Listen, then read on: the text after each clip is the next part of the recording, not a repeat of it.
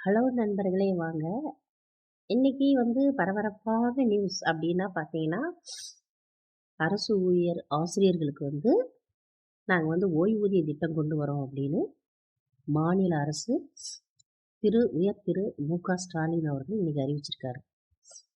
இந்தந்த ஸ்லாப்ல இவ்வளோ அப்படின்னு அறிவிச்சிருக்காரு. இதுல மேற்கோள் காட்டியும் அறிவிச்சிருக்காரு. 10 வருஷம் வரைக்கும் வேலை செய்யணும் அப்படின்னு. தமிழ்நாடு அரசை நம்ம பார்த்து கேட்க வேண்டிய கேள்வி என்ன அப்படின்னா, பட்ஜெட்ல பார்த்தீங்கன்னா வருஷத்துக்கு 13,000 கோடி ஒதுக்கணும் அப்படின்னு அவர் சொல்லியிருக்காரு. இப்போதைக்கு 13,000 இன்னுமே ஆள் சேர்ப்பு நடந்துகிட்டு தான் இருக்கும் வருஷம்லாம்.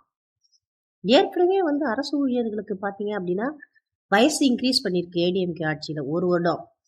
58 இருந்ததை 59, டிஎம்கே அது 60 ஆக்கியிருக்கு.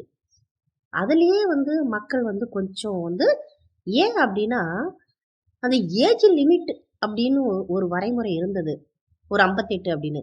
அது இன்க்ரீஸ் பண்ணும்போது இளைஞர்களுக்கு வாய்ப்பு கிடைக்காம போயிடுது அப்படின்ற மிகப்பெரிய குற்றச்சாட்டும் ஆளுகின்ற அரசாங்கத்தின் மீது மிகவும் ஒரு மக்களுக்கு ஒரு அதிருப்தி இருக்குது அப்படின்னு தான் சொல்லலாம். ஆனா இப்போ என்ன பண்ணிருக்கு அப்படின்னா, உயர் திரு செல்வி ஜெயலலிதா அவர்கள் ஆட்சி காலத்துல தான் இந்த பழைய ஓய்வு திட்டம் வேண்டாம், நம்மளால சுமக்க முடியாது அப்படின்னு அதிர்ச்சியா தான் இருக்குது. அப்படியே மக்களுக்கு ஒரு அதிர்ச்சியா இருக்கு. ஏன் அப்படின்னா, ஒரு தமிழ்நாட்டை பொறுத்த வரைக்கும் 8 கோடி பேர் இருப்பாங்கன்னு வச்சுங்களேன். ஒரு 10% பேர் தான் அரசு ஊழியர்கள். இப்ப எலெக்ஷன் வேற வருது. இப்ப இதுல இருந்து என்ன தெரியுது அப்படின்னா, எலெக்ஷனுக்காக இதை பண்றாங்க. அப்போ 90% மக்கள் என்ன பண்ணுவாங்க அப்படின்ற கேள்வி எழுது. சரி, 1000 ரூபாய் கொடுக்குறீங்க.